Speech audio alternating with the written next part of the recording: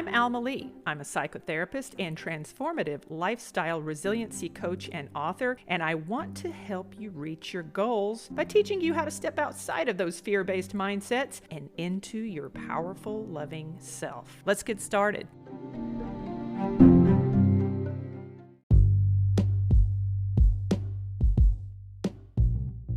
One of the most difficult conditions that any human being can exist in, it's not what you think. It's not having enough money. It's not being sick. It's not losing someone. It is your perspective. And your perspective is a program. You and I are programmed. We are programmed every single day. We're programmed by what we allow into our lives. We are programmed by our friends, our social conditioning, our friend groups, fear of our friends' opinions of us, judgments, and all of that. Let's get into that. What in the world is a program? You may feel like, well, that doesn't apply to me, Alma. I can assure you that it does. And you can actually use it to your advantage, because everything, every condition, every experience that we have in life, it is absolutely colored by your perspective. Your perspective is tied into what are you programmed to believe. That's what I want to get into today. Interestingly enough, I commented on Instagram a couple of days ago. Apparently, Ed Sheeran was having a concert in Las Vegas. I am not in Las Vegas. I've never been to an Ed Sheeran concert. I follow him on Instagram, and that's the limit to my relationship with this gentleman. He nonetheless felt very bad about having to cancel his concert. Apparently, something happened to the stage from what I read. I don't know. Don't quote me on it. But apparently, it was a significant safety issue that was not able to be rectified in time to host several thousand people in an arena safely. So he had to do what he had to do. And obviously, he's the performer and he's the face of the entire organization.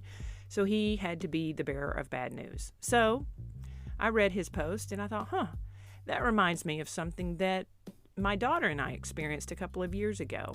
I had saved up to take my daughter on a trip because since her father and I had divorced, I was looking for opportunities to share time with her so that I wouldn't, I wanted to have a good time with my daughter. And I felt like in order to do that, I needed to invest, save, and plan.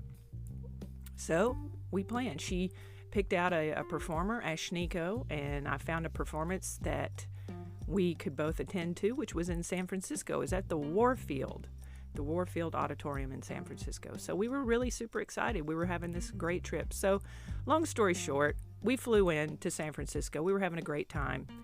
We land, I go to check on the hotel, the Airbnb, and I saw that it was Ashniko, if you're familiar with Ashniko. Ashniko had canceled or postponed rather her performance that evening. And we were beside ourselves. We were initially very distraught about this news because we had traveled so far to get there, only to find out we were in San Francisco, stuck in a rat hole of an Airbnb, where, the pictures in the Airbnb did not do it justice because this was a complete and total dump. Like, I didn't even feel safe in this room, but I didn't spend a whole lot of money on the room itself because the focal point, of our trip was the concert. So we had to shift. We had to shift our mindset. So I said, you know what? We were laying there in the Airbnb, in this rat hole Airbnb, kind of laughing it off. And I said, you know what? I got a credit card. I can pay this off in 6 months. Let's just go get a really nice room at the Hilton. So that's what I did. And it was a bitter pill to swallow because it was several $100s that I did not have. So we go and we stay at this luxury room, this suite at the Hilton. I think it was the Hilton. It might have been a different hotel, but it was a really, really nice hotel. And we stayed there and we looked up different activities. Come to find out, a couple of blocks away, there's an open ice skating rink. And I've never skated out in the open before. And this was in November in San Francisco, and it had just opened, and they had already put up the Christmas decorations. So we decided that was going to be our activity as opposed to going to this concert. We ended up having a fabulous time, and it was a lesson learned, a lesson that I carry to this day of my perspective and enjoying where I am when I'm there, enjoying the time that I got with my daughter and building memories in the way that we can. And it was wonderful. And I wouldn't change a thing about it. I wouldn't change the fact that my hotel room I had to pay off in a matter of 6 months. But it was great. And the views we had from that room were astonishing. And we got a image of the skyline. I think we were on the 19th floor, I think. I don't know. Don't quote me on that. It was pretty high up. But we had a beautiful skyscape to look at it at sunset before we went out. So it was wonderful. It was a wonderful trip. Anyway, back to Ed. So Ed has this concert canceled, and so I comment on it. Now, I comment, and I've got an amassing of followers. I've got about 11,000 followers on my Instagram. I am Almalee. And I commented that, told the story in just a brief, real quick snapshot. Hey, flew into San Fran with my daughter, found out the concert was canceled, so we upgraded to a luxury suite at the Hilton, and we went ice skating. It's all about the company that you keep. Just find a different activity. That was my intention behind it. Boy, let me tell you what. I got cooked. It was sad. I was laughing about it. Like, they tore me up, these comments. Now, if you're listening to this and you're one of the people who were, triggered by my response, shout out to you, because you know what you did? You really got me thinking. You got me digging in, because I second-guessed myself, and I second-guessed my comment initially, because I was like, oh, hold up. Did I hurt somebody's feelings? Did I hurt somebody by making this post? And I read it again, and I read it again, and I read it again, and it came to me just in a moment, an epiphany, where I realized, no, I didn't do anything wrong. And I'm like, these people think I'm wealthy. And you know what? The truth is, I do have a wealthy, abundant mindset. And I think that's what carries through when I make posts like this, when I make comments like this online. And the comments were in alignment to, hey, lady, you're really out of touch. How about read the room, lady? Some of them were attacking of my looks. Oh, good Lord. I mean, that's a low blow. But at any rate, I do have an abundant mindset. And here's what I want to share today is when we move through life, at any given point, you have something someone else wants. That's just a fact. It's a simple fact. And if you are unaware of your abundance, you will forever look at other people as having more than you. Now, here's what I mean by that. Oh, it's easy for you to say, Alma, you're the rich lady that can upgrade to the luxury suite at the Hilton. I had a credit card, okay? I had a little bit left over that I hadn't paid off on my credit card. I had a credit card now. I don't know what you're considering to be wealthy, but having a credit card and the ability to actually stay, we stayed, I think, one night. We were there for one night. And so I stayed there, and I think the room itself was like $600. So if that's what you mean by wealthy, then yes, I'm wealthy. I was able to purchase a $600 suite for one night and pay it off in 6 months. At any rate, back to the story. The abundant mindset that I keep is tied into my gratitude. And it's real. Here's what I want to challenge people to consider. If you're listening and you feel like, I'm a complete and total jerk and I'm totally out of touch, you don't know what I'm struggling with. You don't know what my money problems are. No, you're right. I don't have no idea who you are and who's listening to this at any given point. But I will tell you this much. If you are unable to be grateful for the things that you do have, there is no amount of money, no amount of windfall that you could ever attain that would ever make you feel better about who you are right now. You have all the power in the world. Listen to me closely. because I come from meager means. I know what I'm talking about. I'm not a trust fund baby. Anybody who knows me knows what I'm talking about. But trust and believe, I am not somebody who has amassed a fortune in financial means, but I have amassed a fortune in abundance of my mindset. I truly believe that in order for us to fully appreciate this life that we are in, we have to be grateful for what we already have here and now in this moment. If you do not cultivate your gratitude for what you currently have, you will never be able to appreciate anything else. It doesn't matter what form it comes in. It doesn't matter if it's a financial windfall. See, I get it. I get it. Right now, the perception is if I had more money, I would be happier.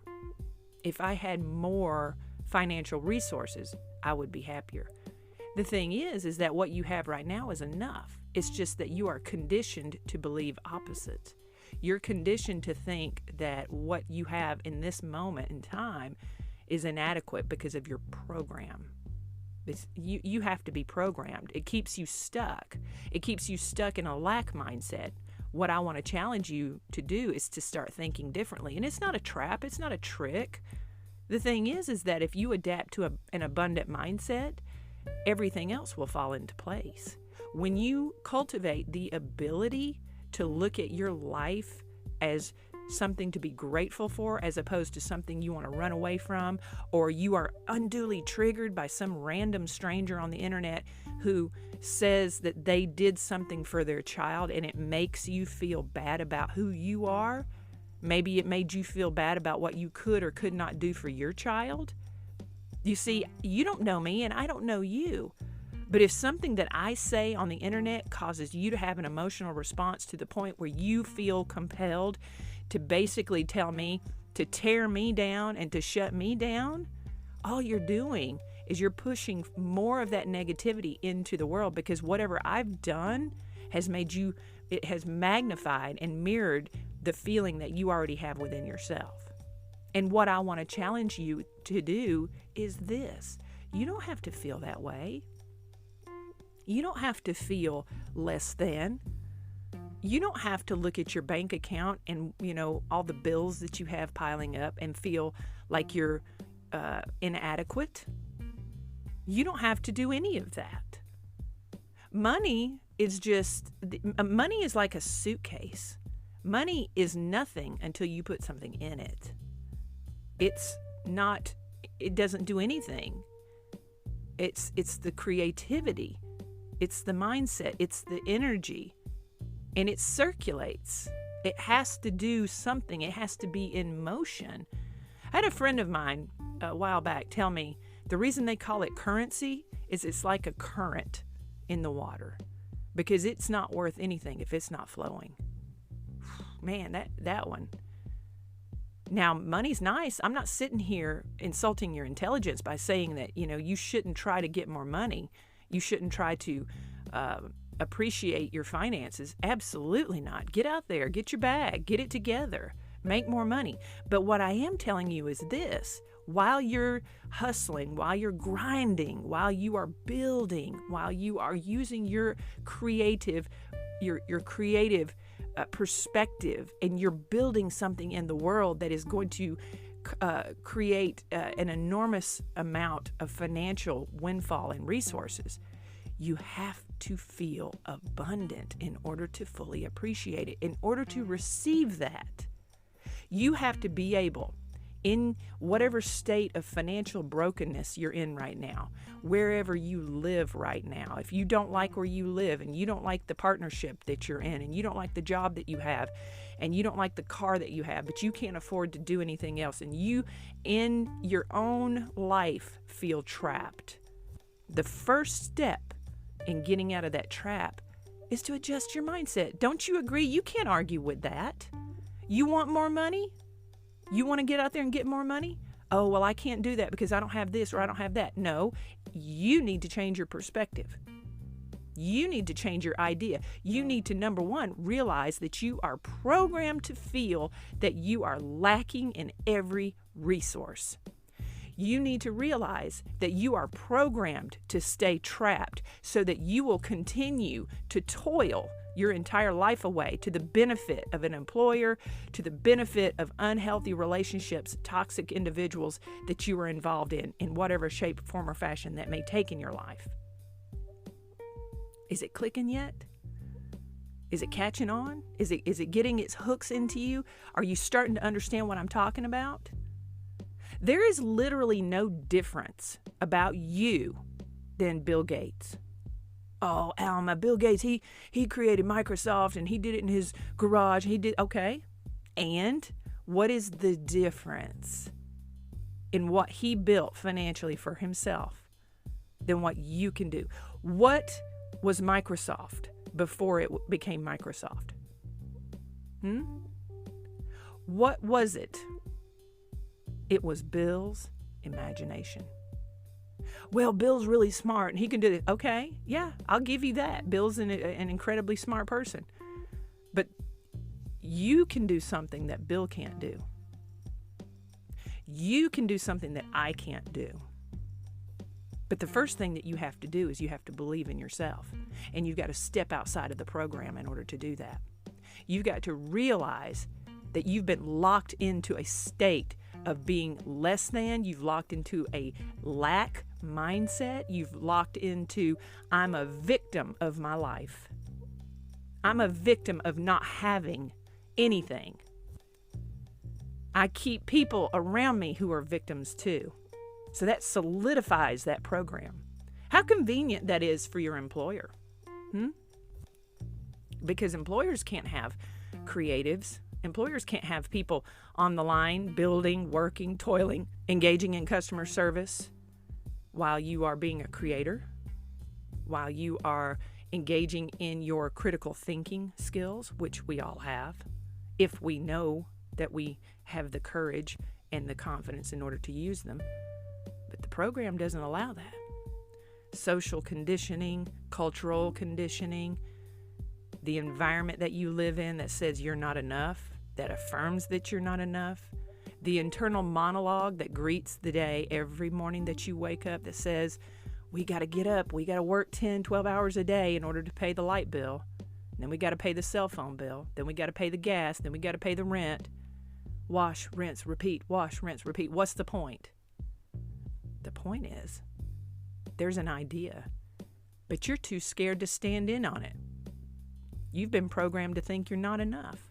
You've been programmed to think that you're not smart enough, and that people who do have wealth and resources, Oprah, people who have amassed a fortune, Elon Musk, the only difference between those people and you is that they stood on their creative ideas. They stood on them. They were fearless when it came to addressing their desires in life. They went after it. Not because they're smarter than you. Not even necessarily because they're more creative than you. They did it because they broke free of the program. If Oprah had attached herself to the program, who knows where she'd be today? If she'd stuck to the program that says black women can't be independent entrepreneurs, or the program that says that because she's a woman, she's not enough, or because she's black, she's not enough, and that she just needs to get a 9-to-5 and keep her head down and don't rock the boat too much. Don't challenge yourself. Don't stand up for what you believe is right in a room full of Caucasian men.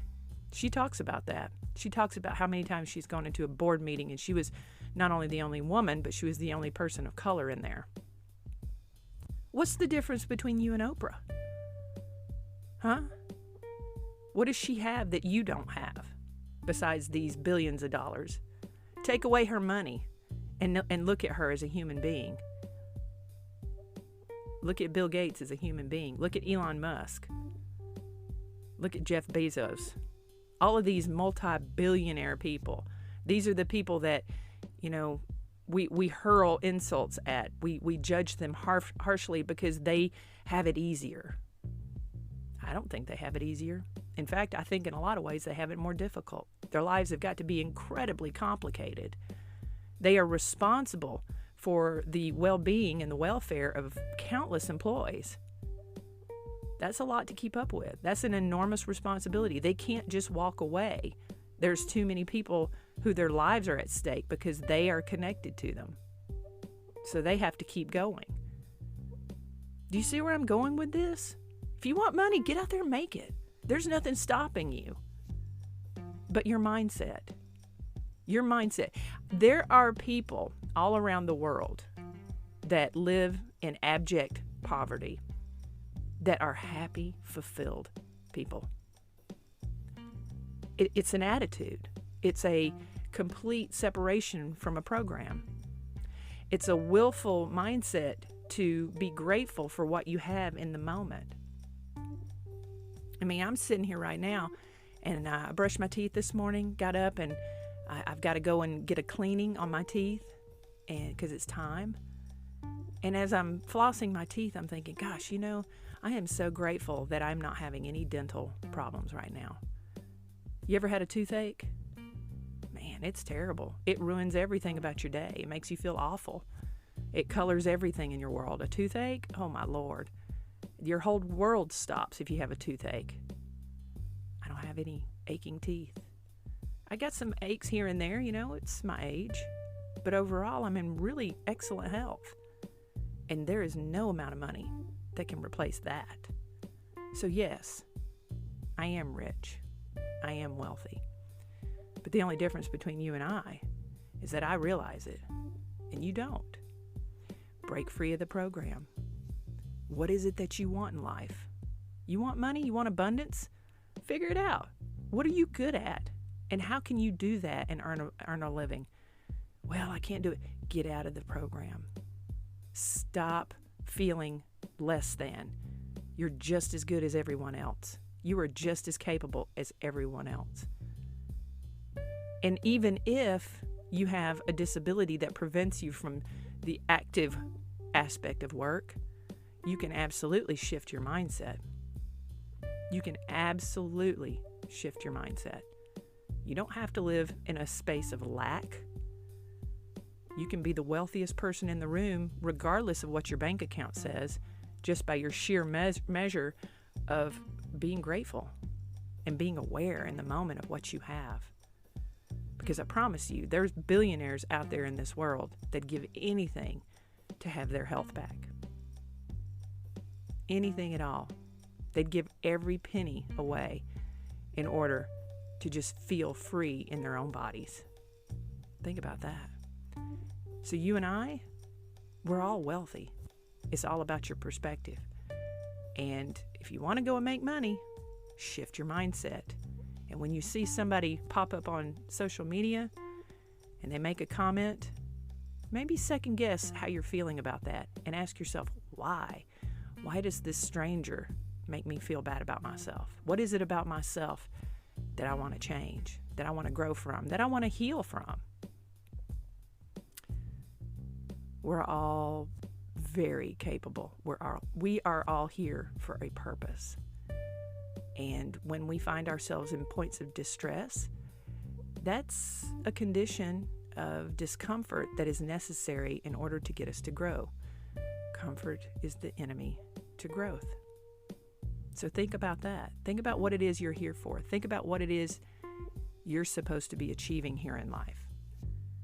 The money will come when you do what your soul's purpose is calling you to do.